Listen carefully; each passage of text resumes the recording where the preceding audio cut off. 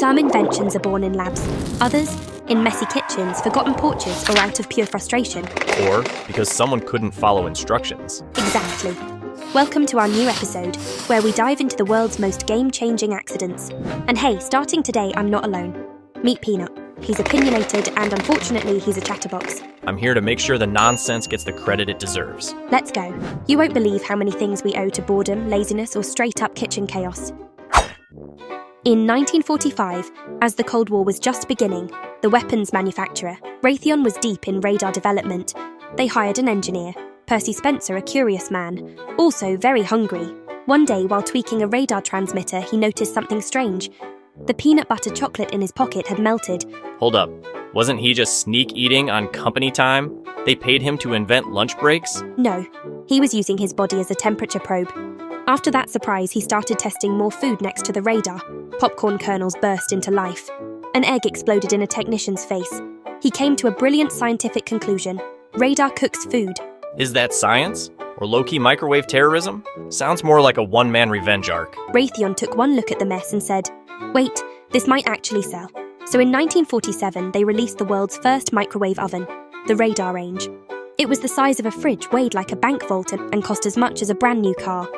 Also, it needed water cooling. Otherwise, your kitchen would look like a NASA launch pad. So the business model was, we nuke your lunch and your electricity bill. Exactly. And nobody bought it. Like, nobody. The slogan was, "Cook with radar technology." You thought you were reheating a sandwich. Turns out you were beta testing for the CIA. Please tell me they didn't actually put an image of a radar beam piercing a steak in their ads? I'm so sorry, but they did. They even hired actors in lab coats to play future housewives. And all consumers asked was, "Will I grow an antenna after dinner?" It wasn't until the 1970s that Raytheon had an epiphany. Maybe we shouldn't put the word radar so close to food. So they rebranded. Smaller size, simpler design, lower price. Only then did microwaves start to enter people's homes. So you're saying it took 40 years for this military-grade egg boiler to become the lazy person's best friend? Yes. The story of the microwave teaches us humans aren't afraid of radiation or explosions. They're just afraid of terrible advertising. 1974, 3M hit a minor HR disaster. Researcher Spencer Silver invented a glue that was, let's call it, aggressively non-sticky. Not weak. It didn't stick at all. Stick it to paper and it falls off. A light breeze could send it flying across the room. Wait, are you saying he invented the supervillain of adhesives? Its power is, I refuse to work. Exactly. The company looked at it like, what is this? A reverse sticker, a passive-aggressive alert system? No one knew what to do with it. Nobody wanted it. It got shelved in the failed lab project number 128 file. Years later, a fellow 3M employee named Art Fry had a chance encounter with this gluey misfit. He had a problem. Every Sunday during choir practice, his bookmarks kept slipping out of the hymn book. He kept losing his place. Hold on, so he had a divine epiphany mid-hymn? Dear Lord, bless me with an adhesive that sticks just enough. Pretty much. He smeared the weak glue on bits of paper, slid them into his hymn book, voila, they stayed put but didn't tear the pages. Boom, the reusable bookmark was born. 3M went, wait, is this failed glue about to make us money? They rebranded it, repackaged it, and in 1980 the Post-it note was born. The public? Obsessed. Bosses used it to assign meetings. Employees used it to fake productivity. Procrastinators used it to promise themselves, I'll definitely do this tomorrow. So you're saying this glue became the office world's motivational sticker of denial? Correct. The core philosophy of Post-its isn't stickiness. It's, let's not delete this yet, let's vibe with the guilt for a while. It doesn't solve problems. It makes your problems prettier, then slaps them on your monitor to remind you daily you've done nothing. The guy tried to invent superglue. Instead, he created a mental health band-aid for your to-do list. See? Some failures aren't failures. They're just ideas waiting for the right excuse to exist. And one of 3M's greatest successes was a glue that never quite stuck. In 1799, British chemist Humphrey Davy was experimenting with a gas, nitrous oxide. He accidentally inhaled a couple of breaths and started laughing, uncontrollably. Wait a sec. You're saying the first laughing gas trip wasn't at a rave, it was in a lab? Correct. He wasn't there to party. He was there to write a research paper. Davy realised this gas didn't just make you laugh, it also blocked pain. So he proposed, maybe this could be used as an anaesthetic. Doctors at the time said, ridiculous, we want medicine, not stand-up comedy. So the useful discovery, ignored for 50 years. Yeah, I mean, Who wants a patient pulling wisdom teeth while cackling? Ha ha ha ha, ow, ha ha ha, ha, doctor, you suck, ha ha ha ha, oh no, my God. Eventually, clowns and carnival folk got their hands on the stuff. Turns out, no pain, no shame, just unhinged laughter. And nitrous oxide went from potential medical breakthrough to party essential. During the Victorian era, high society started throwing laughing gas parties, men in tuxedos, giggling on the floor, rolling around like toddlers with monocles. Ah yes, the creme de la creme of Europe, self-medicating their feelings with industrial gas. Then, in 1844, a dentist named Horace Wells saw someone giggling mid-injury and had an epiphany. This could actually work as anesthesia. He tried it during a tooth extraction, and it worked. That's when medicine started paying attention. Nitrous oxide was dragged out of the party scene and back into the operating room wearing a serious face again. But these days, it's partying again. You might have had it at a wedding or during a fun photo shoot that ended in 30 voice memos titled, "You were wild last night." That's the power of the gas. So, to recap, scientists wanted pain relief, party people wanted brain relief, doctors said this isn't professional, and dentists, plus chaos proved it totally works. You think inventions go from lab to public use? No, they usually stop at a nightclub, a wedding, and a dozen very regrettable social experiments along the way. In the 1940s, William Percy and Charles Cretors were working on a brand new, healthy bean steamer. Totally legit goal. Design a small kitchen appliance that cooked legumes using low-fat steam. Beans? Were they trying to punish children's taste buds? They weren't expecting it either. During a test run, the machine overheated and a stray kernel of corn rolled in. Pop. A loud bangy. They thought the machine exploded, opened the lid, and boom, popcorn. So the conclusion was, not great for beans, but perfect for movie nights? Pretty much. Percy stared at the fluffy, crispy golden kernels and had a revelation. Forget healthy. Let's go full entertainment. Classic science research arc. 1. Try to save the world. 2. Get hungry halfway through. 3. Accidentally find something way more profitable. A few years later, they upgraded the tech and built the first commercial, electric popcorn machines. And after that, cinemas basically became their forever showroom. Hold on. So the popcorn we eat at the movies was invented by a failed bean steamer? Yep. The best inventions don't start with aha, they start with ah. In the 1830s, a British man named Rowland Hill ran into an awkward problem. Mailing letters was a nightmare. Back then, the postal system charged based on distance, number of pages, and whether the recipient felt like paying. So, mailing a birthday card was as complicated as ordering off a confusing menu? Worse, imagine you write your friend a heartfelt letter. He sees the postage fee, says nah, and sends it back unopened. You just got ghosted by the postal system. Sounds like an emotional stress test. If they pay for my postage, it must be love. Hill had a better idea. What if the sender prepaid? So he proposed a tiny paper square you'd stick on the envelope to prove, hey, I already paid.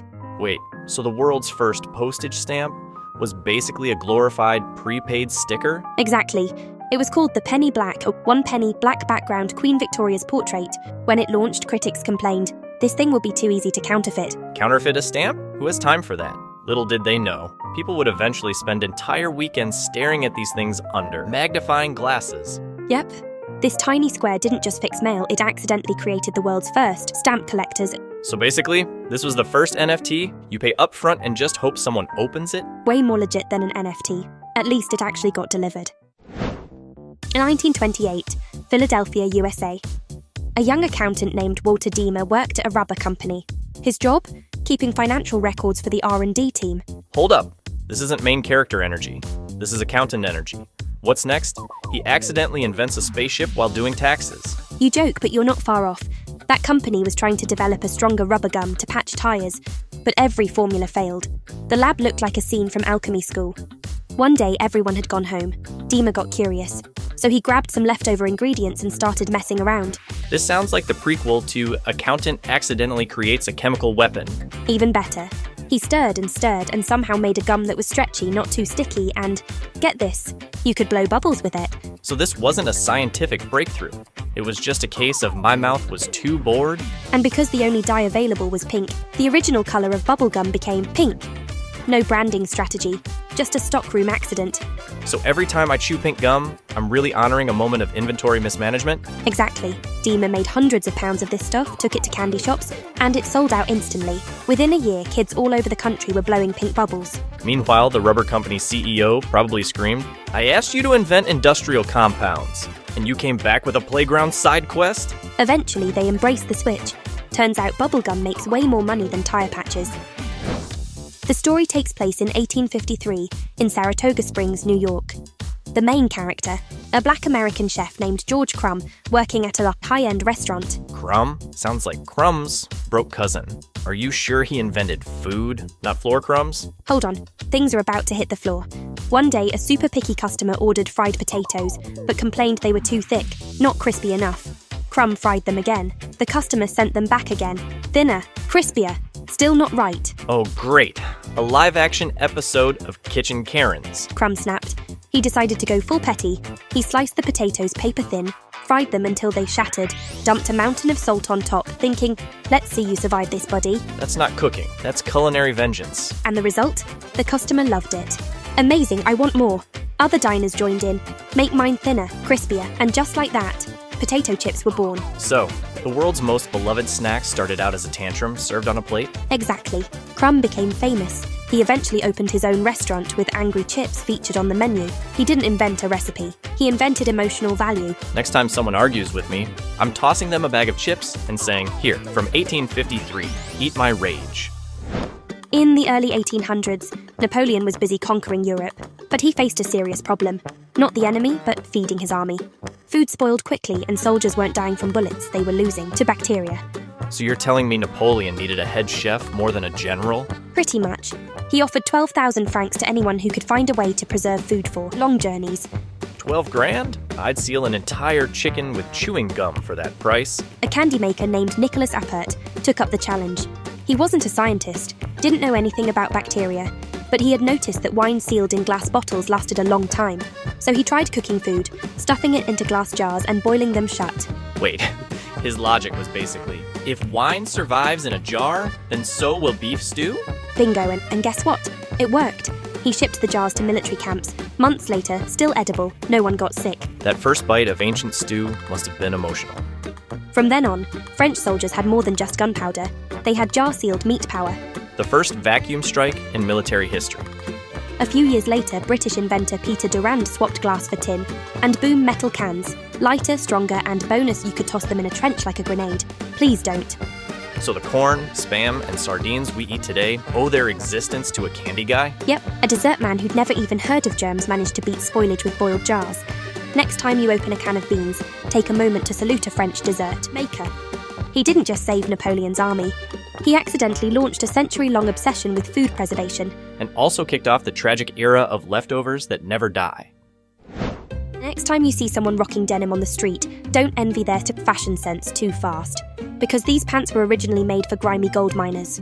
Hold up. So a miner's workwear is now standard issue for Paris runway models? What's next? Hard hats and nightclubs?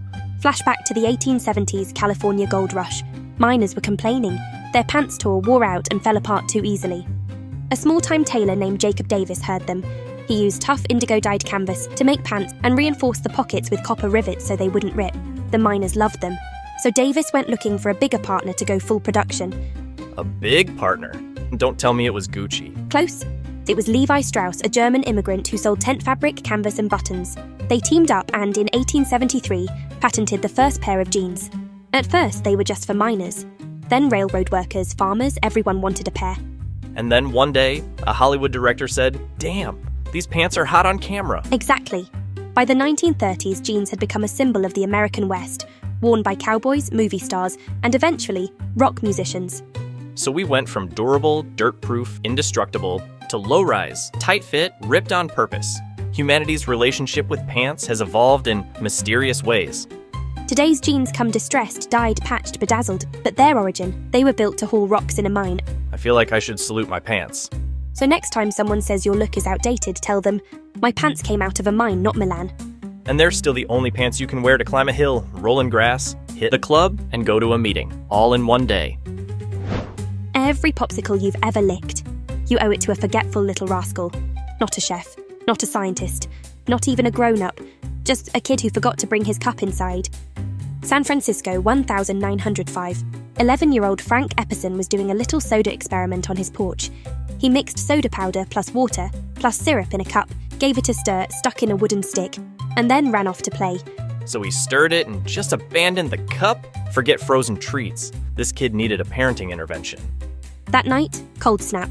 When Frank came back the next morning, the drink had frozen into a block of ice with the stick perfectly trapped inside. He took a lick, and unknowingly created the sweetest accidental invention in snack history. Morning stick-licking experiment. Pretty sure the FDA would have some thoughts. He called it the Epsicle, Epicin plus icicle. 20 years later, he got a patent and started mass-producing it, rebranded to the more kid-friendly name, Popsicle. So it took 20 years to go from kitchen accident to summer essential? Last time I forgot to cover my instant noodles, my mom yelled at me for a week. Today, Popsicle is a global icon in frozen desserts. Over 2 billion sold every year. From blueberry to cola, filled cores, dual colours, all from that forgotten soda cup turned into magic. Lesson here, never underestimate laziness. Sometimes it's not procrastination, it's product incubation. Turns out one of the coolest inventions in the world came from one of the hottest little kids, burning with curiosity and too distracted to clean up. And remember, next time your kid makes a mess, don't yell too fast. They might be reinventing dessert. So, next time you spill something, forget to clean up or totally mess up a recipe. Just remember, you might be one accident away from changing the world. Or at least from starting a snack empire. Thanks for watching. Let us know which invention surprised you most. And if you've ever accidentally created something awesome. I once accidentally invented disappointment. Just ask my ex. See you next time.